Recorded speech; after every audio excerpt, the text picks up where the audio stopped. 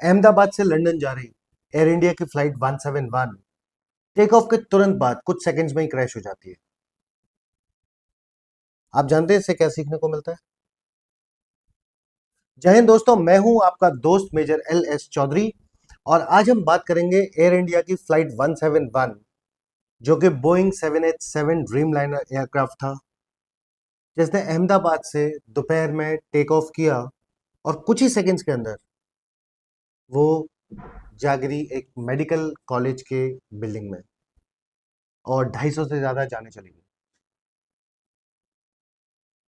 एक वीडियो आया, एक छोटा सा वीडियो क्लिप, वो वायरल हुआ और लोगों ने उसके बारे में बात करी और उस पर बहुत सारी एनालिसिस, बहुत सारी बातें, बहुत एक्सपर्ट्स और बहुत न्यूज़ चैनल्स, बहुत यूट्यूबर्स, सब ने सारी सारी बात करी। तो आइए आज हम समझते हैं कि एक्चुअली इसमें हुआ क्या क्या, सीक्वेंस ऑफ इवेंट क्या था।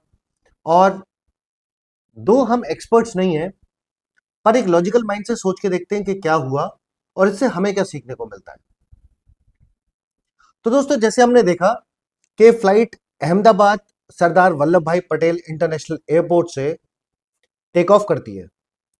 टेक ऑफ के बाद जैसे वो 400-500 फुट के आसपास की हाइट पे पहुंचती है, जब उसके व्हील्स को रिट्रैक्ट होना था और जहां वो ऑल्टीट्यूड कंटिन्यूअसली उसको गेन करना चाहिए था, अचानक से स्टॉल हो जाती है। एक छोटे स्कूल का बच्चा एक मोबाइल लेके रिकॉर्डिंग करता है और उसमें दिखता है कि किस तरह से वो प्लेन जाता है, स्टॉल हो जाता है, and then gravity does the rest और वो एक बिल्डिंग में आके गिर जाता है। फ्लाइट में ऑनबोर्ड 242 लोगों में से एक व्यक्ति जो सीट नंबर 11A पे बैठा होता है, वो किसी तरीके से वहां से कूदता है, निकलता है, इंजर्ड होता है, लेकिन वो अपनी जान बचा लेता है। और बाकी सारे लोग, वो एरोप्लेन जब एक आग का गोला बन जाता है उसके साथ खत्म हो जाते हैं। बहुत सारे सपने टूट जाते हैं, बहुत सारे परिवार बिछड़ जाते हैं, बहुत सारी चीजें बस सडनली रुक जाती हैं। आइए समझते हैं कि क्या क्या हुआ। देखिए, जब ये एक्सीडेंट हो गया तो उसके बाद में बहुत सारे वीडियो सरफेस होने लगे। कुछ लोगों ने बताया कि ये फ्लाइट दिल्ली से अहमदाबाद और उसके बाद अहमदाबाद से लंदन के लिए जानी थी। तो कुछ पैसेंजर्स जो दिल्ली से अहमदाबाद आए इसी फ्लाइट में, उन्होंने कुछ चीजें बताई, कुछ वीडियो सरफेस हुए कि किस तरीके से इस फ्लाइट का AC काम नहीं कर रहा था, इसका ऑन बोर्ड एंटरटेनमेंट सिस्टम काम नहीं कर रहा था, और किस तरह बड़ी सारी छोटी छोटी चीजें ऐसी बताई गई। और उसके बाद ये बात हुई कि इस एयरक्राफ्ट ने टेक ऑफ किया और ये क्रैश हो गया, यानी कि इसमें कुछ प्रॉब्लम थी। वेल, हम इसके बारे में समझते हैं कि एक्चुअली प्रोसेस होता क्या है। ये फ्लाइट दिल्ली से अहमदाबाद आई, मुझे नहीं पता, हो सकता है कि कुछ कमियां उसमें रही हो, पर वो जरूर हाईलाइट हो गई होंगी। और उसके बाद इस फ्लाइट को जाना था इंटरनेशनल फ्लाइट पे, 7-8 घंटे की फ्लाइट, जिससे ये लंदन पहुंचते। अब इस फ्लाइट में अहमदाबाद में टेक ऑफ से पहले क्या क्या एक्टिविटीज हुई होंगी। देखिए, सबसे पहले जो एयरक्राफ्ट है उसका मेंटेनेंस चेक हुआ होगा, उसकी एयर वर्दीनेस चेक करी गई होगी, उसका एक एक मशीन इक्विपमेंट को चेक करके ओके रिपोर्ट लगाई होगी। एक मेंटेनेंस स्टाफ, एक मेंटेनेंस क्रू होगा वहां पे, किसी कंपनी ने ठेका लिया होगा जिसने ये पूरा काम करा होगा। ये पूरा काम करने के बाद पायलट्स आए होंगे, पायलट्स ने आके देखा होगा, किसी ने उसमें फ्यूलिंग करवाई होगी, उसमें तेल भरा होगा, जितना तेल ऑथराइज था उतना तेल भरा होगा, और इन सब की एक रिपोर्ट बनी होगी, एक प्रॉपर डिटेल्ड लॉग बना होगा। उसको पायलट ने देखा होगा, कैप्टन ने उसको देख के एक एक चीज नोटिस करी होगी, चेक किया होगा और ओके साइन किया होगा। बिना इसके आप फ्लाइट टेक ओवर नहीं कर सकते। ये सारी कार्रवाई होने के बाद पायलट्स अंदर कॉकपिट में बैठे होंगे, क्रू अंदर आया होगा, उन्होंने फ्लाइट को चेक किया होगा, क्रू ने अपना डिपार्टमेंट और पायलट्स ने अपना डिपार्टमेंट, यानी कि कॉकपिट के अंदर सारे इक्विपमेंट, सारी मशीन, सारे इंस्ट्रूमेंट्स, सबको चेक किया होगा, सब ओके हैं नहीं है। और वैसे भी जब स्टार्ट करते हैं प्लेन को, उससे पहले एक चेक, ऑटोमेटिक चेक होता है, उसकी ओके रिपोर्ट आई होगी। ये सब हो गया होगा। एंड ये सब के टाइम पे कुछ चीजें और भी हुई होंगी जो कुछ और लोग कर रहे थे। यानी कि जितने भी पैसेंजर्स इस एरोप्लेन में जाने वाले थे उन सबका एक मैनिफेस्ट बना होगा, एक लिस्ट बनी होगी, उस लिस्ट को सिक्योरिटी के लिए चेक किया गया होगा। सबके पासपोर्ट्स, वीजास चेक किए होंगे। कौन व्यक्ति जो आ रहा है अंदर, उन सबकी फ्रिस्किंग, स्कैनिंग, सब कुछ हुआ होगा। उसके बाद में जितना भी लगेज ये लोग लेके आए हैं, सारे पैसेंजर्स, वो सारा लगेज स्कैन हुआ होगा, एक एक लगेज चेक हुआ होगा। चेक होने के बाद उसका वजन भी लिया गया होगा और वो सब लोड किया होगा। ये सब करने के बाद उसके अलावा, पैसेंजर्स के अलावा भी काफी सारा सामान होता है जो कमर्शियल पैसेंजर फ्लाइट्स के थ्रू भी ले जाया जाता है। तो ऐसा कुछ इक्विपमेंट, सामान, मशीनरी या जो भी चीजें जानी होंगी वो सब भी थरो चेक हुई होंगी। उनका भी वजन चेक हुआ होगा, फ्यूल का भी वजन चेक हुआ होगा और वो सब करने के बाद सबको सिक्योरली लोड किया होगा एरोप्लेन के अंदर। इसमें भी एक एजेंसी लगी होगी जिसने ये सब किया होगा और ओके रिपोर्ट दी होगी पायलट को। ये सारी चीजें हो जाने के बाद, एक एक बोर्डिंग पास चेक होने के बाद एक एक पैसेंजर अंदर आया होगा, अपनी सीट्स पे बैठा होगा और उसके बाद सारे इंस्ट्रूमेंट्स चेक होने के बाद, सारे पैसेंजर्स चेक होने के बाद, जो केबिन क्रू ने ओके रिपोर्ट दी होगी, उस सब के बाद पायलट ने एटीसी को बताया होगा कि उनका प्लेन जाने के लिए तैयार है।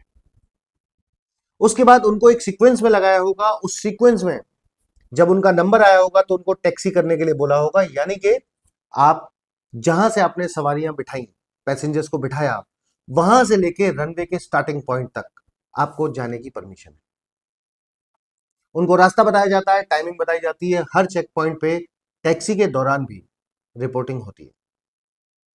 ऐसे में वो एरोप्लेन स्टार्ट लाइन पे पहुंचा होगा।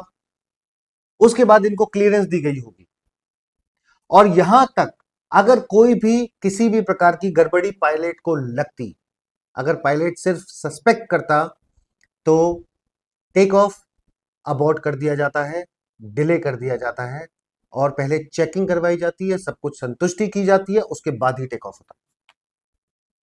अब यहां पे स्टार्ट लाइन पे पहुंचने के बाद एटीसी ने उनको क्लियरेंस दिया होगा, क्लियर्ड फॉर टेक ऑफ। और क्लियर्ड फॉर टेक ऑफ के बाद फुल थ्रॉटल पे एरोप्लेन को रनवे पे दौड़ाया जाता है, जिससे कि उनके विंग्स इनफ रेजिस्टेंस या थर्स्ट प्रोड्यूस हो जाए इंजन के थ्रू, जिससे कि एरोप्लेन हवा में उड़ जाए। ये जो स्पीड होती है इसको पहले V1 स्पीड कहा जाता है। ये मैक्सिमम स्पीड हो जाती है और इस स्पीड के दौरान भी अगर पायलट को कुछ शंका होती है, कोई डाउट होता है, तो वो टेक ऑफ को अबॉर्ट कर देता है। पर यहां पे ऐसा नहीं हुआ, इसका मतलब यहां तक सब कुछ ठीक था। उसके बाद रोटेट करते हैं और एरोप्लेन ऊपर हवा में उड़ता है। एरोप्लेन हवा में उड़ जाता है, यहां तक भी कोई दिक्कत नहीं आई। लेकिन जब वो 400-500 फुट के आसपास की हाइट पे पहुंचता है, सडनली वो स्टॉल हो जाता है। और ये वो जगह है जहां का वीडियो सबने वायरल वीडियो देखा। तो इसमें हमने क्या देखा? हमने देखा कि एरोप्लेन ने नॉर्मल टेक ऑफ किया, हाइट गेन कर रहा है। इस पर्टिकुलर हाइट पे पहुंचने के बाद उसने व्हील्स रिट्रैक्ट नहीं करे, विंग्स टोटल फ्लैट है, प्लेन की नोज ऊपर की तरफ है और सडनली प्लेन स्टॉल करता है और plunges into that building. Now मैंने एक्सपर्ट्स की बातें सुनी, मीडिया पे चीजें सुनी, लोगों ने कहा कि यहाँ पे व्हील्स को रिट्रैक्ट हो जाना चाहिए था, जिसको ये लोग अंडर कैरिएज भी बोलते हैं, वो रिट्रैक्ट हो जाने चाहिए थे। विंग्स की जो पोजीशन है वो वैसी नहीं होनी चाहिए थी। तो अगर ये यहाँ पे स्टॉल हुआ तो उसका कारण क्या है? क्या उसको पावर नहीं मिली? ये समझ में आता है कि प्लेन नोज अप थी, उसको एलिवेट करते जाना चाहिए था और वो वहां पे स्टॉल हो गया, यानी कि उसको पावर नहीं मिली। अब पावर ना मिलने का कारण क्या हो सकता है? Engine failure. सबसे पहली चीज लोग यही बात करते हैं। 787 ड्रीम लाइनर के अंदर दो इंजन हैं जो जीई के बने हुए हैं, जनरल इलेक्ट्रिकल्स के, और बहुत डिपेंडेबल माने जाते हैं। लेकिन ये एक ट्विन इंजन प्लेन था, यानी कि अगर एक इंजन में कुछ गड़बड़ हो भी जाए तो दूसरे इंजन की मदद से पायलट उसको उड़ा के ले जा सकते थे और चाहे तो एक सर्किट मार के, जैसा भी वो जज करते, उसको लैंड किया जा सकता था। लेकिन यहां पे ऐसा नहीं हुआ। तो इंजन फेल कैसे हो सकता है? कई बार होता है कि टेक ऑफ के टाइम पे बर्ड हिट हो जाती है और बर्ड हीट की वजह से इंजन फेल हो सकता है। लेकिन अगर ऐसा होता तो किसी इंजन के पीछे से काला धुआं निकलना चाहिए था, जो कि नहीं दिखा, वीडियो में तो एटलीस्ट नहीं दिखा। और अगर ऐसा होता भी तो शायद एक इंजन फेल होता। एक एक्सेप्शनल केस है जिसको मिरेकल ऑन हडसन के नाम से बताया जाता है, जब न्यूयॉर्क में एक एरोप्लेन के दोनों इंजन में बर्ड हिट हो गई और दोनों इंजन फ्लेम आउट हो गए, और ऐसे में उनको हडसन रिवर के ऊपर प्लेन उतारना पड़ा। वेल, यहां पे ऐसा कुछ नहीं देखा गया। फिर दूसरी चीज होती है कि अगर एक इंजन फेल होता है तो थोड़ा सा वो ड्रैग लाता है, जिससे कि एरोप्लेन को टिल्ट हो जाना चाहिए था साइंस के हिसाब से, पर ऐसा भी कुछ खास दिखा नहीं। और इन एनी केस अगर एक इंजन फेल हो भी जाता किसी कारण से तो दूसरा इंजन ले जाना चाहिए था, यहां वो भी नहीं दिखा। तो यानी कि शायद दोनों इंजन से ही पावर नहीं आ रही थी, लेकिन दोनों इंजन से कोई धुआं भी नहीं आया। फिर क्या हो सकता है? क्या ऐसा हो सकता है कि कोई पहले से मैन्युफैक्चरिंग डिफेक्ट था या मेंटेनेंस डिफेक्ट था, जिसकी वजह से दोनों इंजन सडनली काम करना रुक गए? या फिर कहीं ऐसा तो नहीं कि इंजन काम कर रहे थे पर एरोप्लेन ओवरलोड था? तो एक सर्टेन ऑल्टीट्यूड और सर्टेन एंगल ऑफ अटैक के ऊपर वहां तक तो वो काम करते रहे, लेकिन जैसे ही एंगल ऑफ अटैक बढ़ गया तो वो काम करना बंद कर गए, वो लोड नहीं ले पाए। पर इसके चांसेस भी कम लगते हैं। चांसेस कम इसलिए लगते हैं क्योंकि जब पायलट ने पूरा मैनिफेस्ट चेक किया होगा, लिस्ट चेक की होगी, तो उसमें लोड, फ्यूल जरूर चेक किया होगा। तो एक वो चीज भी लगता नहीं कि इतनी आसानी से हो सकती है। तो फिर और क्या हो सकता है? जैसा काफी लोगों ने ऑब्जर्व करा कि अंडर कैरिएज या व्हील्स जो है वो ऊपर नहीं गए थे। कहीं ऐसा तो नहीं कि एरोप्लेन का इलेक्ट्रिक सिस्टम या हाइड्रोलिक सिस्टम जो इनको कंट्रोल करता है, मूवमेंट को कंट्रोल करता है, रडर्स को कंट्रोल करता है, क्या वो फेल हो गया हो? क्योंकि उस हालात में ये हो सकता है कि ऑल दो इंजन्स काम कर रहे थे, लेकिन पायलट उसको कंट्रोल नहीं कर पा रहा था क्योंकि शायद हाइड्रोलिक सिस्टम फेल हो गया था, और इस वजह से इतनी सारी जानें चली गई। वेल, कोई भी एनालिसिस करके कुछ भी बोले आज की डेट में, ये सब लोग एक वीडियो दो वीडियो के ऊपर, छोटी छोटी क्लिप्स के ऊपर सब लोग अपना ओपिनियन दे रहे हैं, और हो सकता है जो एक्सपर्ट्स कह रहे हैं वो बातें सही हों, लेकिन सच पता कब चलेगा? सच पता तब चलेगा जब हम सुनेंगे Directorate General of Civil Aviation, DGCA से। तब तक कोई भी कुछ कह रहा है उसको आप सुनिए, नॉलेज एनहेंस कीजिए, पर उस पर कोई अपना ओपिनियन या अपना कोई माइंडसेट मत बनाइए, क्योंकि डीजीसीए जब रिपोर्ट देगा तो वो रिपोर्ट मिलेगी ब्लैक बॉक्स की एनालिसिस के बाद। तो आइए समझते हैं ब्लैक बॉक्स नाम की चीज क्या होती है। किसी भी एरोप्लेन में एक बॉक्स मेंटेन किया जाता है जिसको बोलते हैं ब्लैक बॉक्स, और इस टाइप के एरोप्लेन्स में जो ब्लैक बॉक्स होता है वो एक्चुअली ब्लैक कलर का नहीं होता, वो जनरली ऑरेंज कलर का होता है। और एक वो बॉक्स होता है जो ब्लास्ट प्रूफ, फायर प्रूफ और इस तरीके से बनाया जाता है कि चाहे कुछ भी हो जाए वो सेफ रहना चाहिए।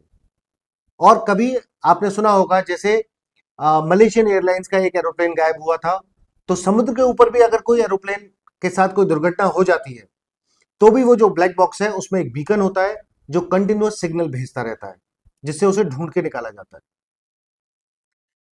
प्रेजेंट केस में जो एक्सीडेंट हुआ उसके अंदर उस प्लेन में जो ब्लैक बॉक्स होता है वो प्लेन के रियर साइड में होता है, यानी कि पीछे की तरफ होता है। और कुछ फोटोज में मैंने देखा कि जो रियर पार्ट ऑफ एरोप्लेन है वो काफी हद तक उतना डैमेज नहीं है जितना कि फ्रंट और सेंट्रल पार्ट हुए, और पता चला है कि ब्लैक बॉक्स रिकवर कर लिया गया है।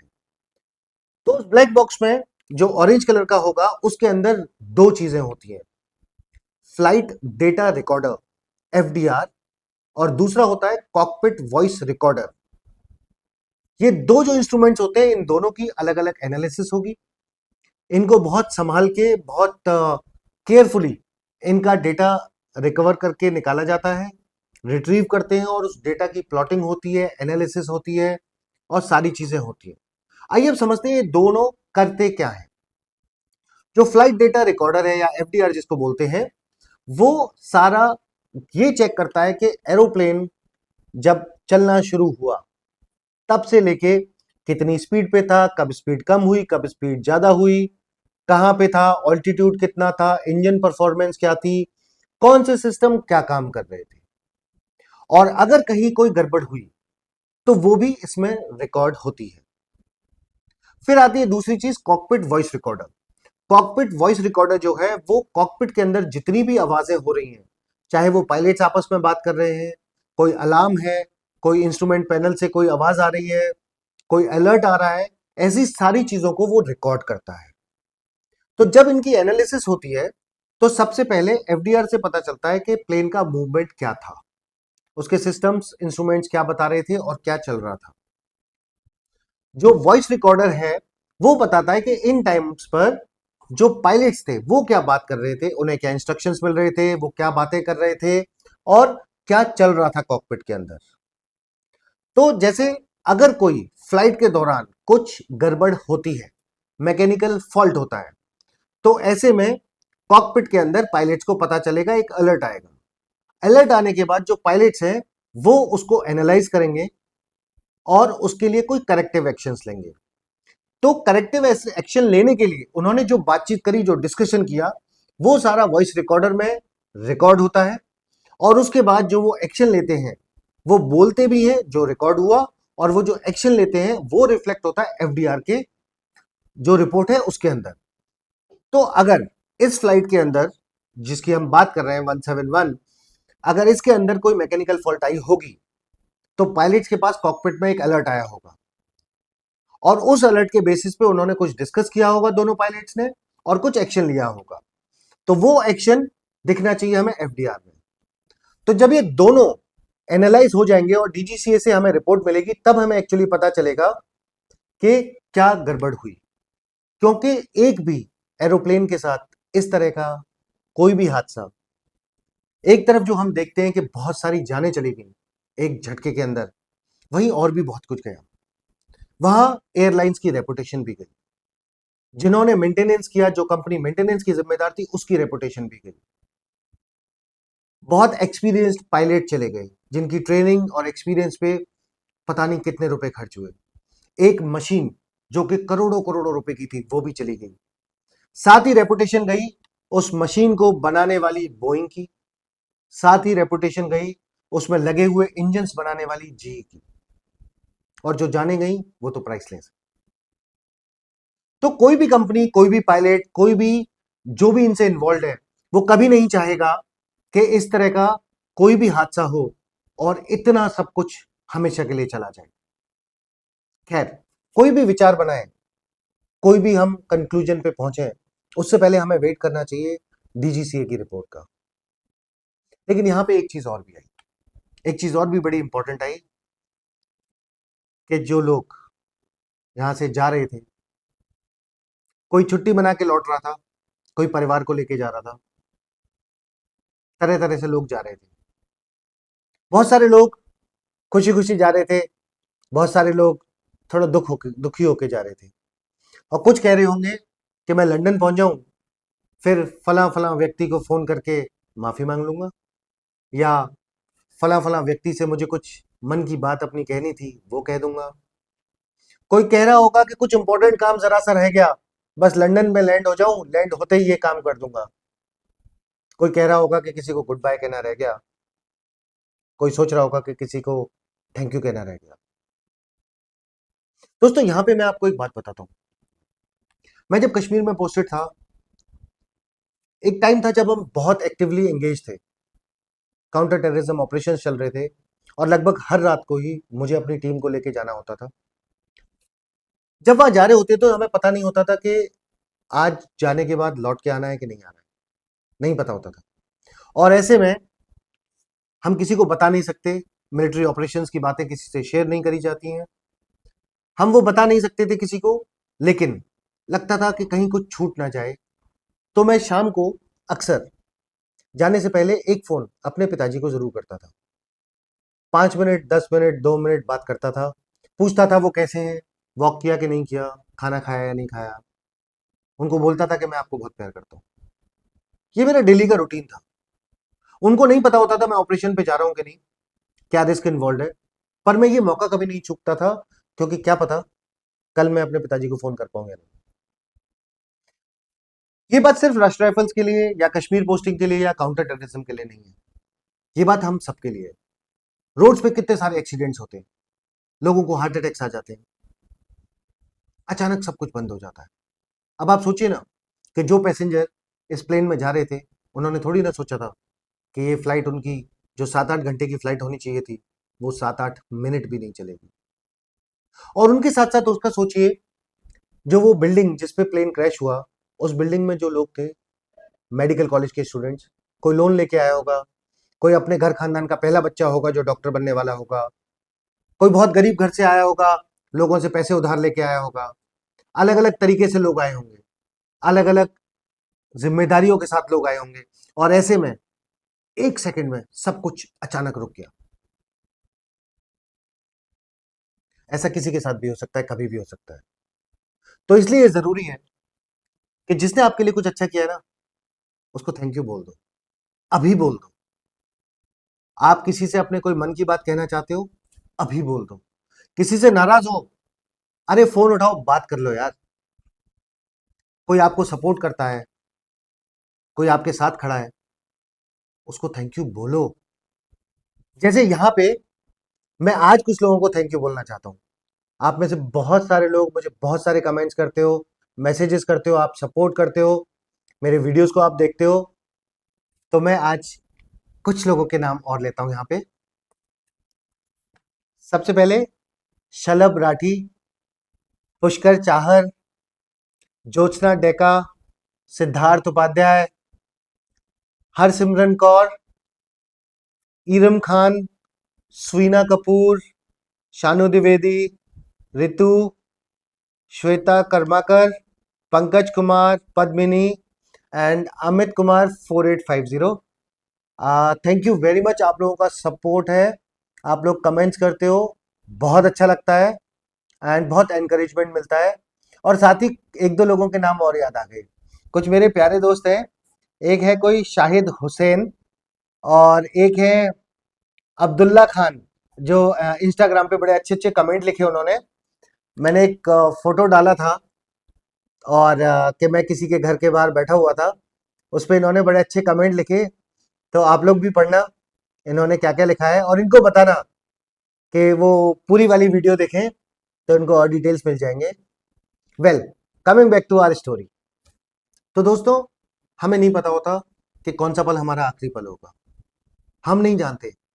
तो कोई दिल की बात दिल में नहीं रह जानी चाहिए, ठीक है? जैसे गुस्सा निकाल देते हो ना, किसी पे चिल्ला देते हो, जब किसी से प्यार हो जाके बोल दो, किसी ने बहुत अच्छा किया है बोल दो। ये वीडियो देखने के बाद फोन उठाओ, और स्पेशली अगर किसी से माफी मांगनी है, आपने किसी का दिल दुखाया है, इमीडिएटली फोन करके सॉरी बोलो, उसको कट डाउन करो। क्योंकि जितना बैगेज लेके दौड़ोगे ना, उतनी तुम्हारी स्पीड स्लो होगी।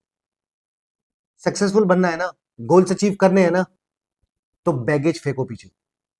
और बैगेज फेंकने का मतलब है कि जो फालतू का किसी के लिए ग्रजेस है, किसी के लिए गुस्सा है, किसी ने ये कहा था, मैंने वो कहा था, इस सबको फेंको और अपने गोल पे फोकस करो और पूरी दम से लग जाओ।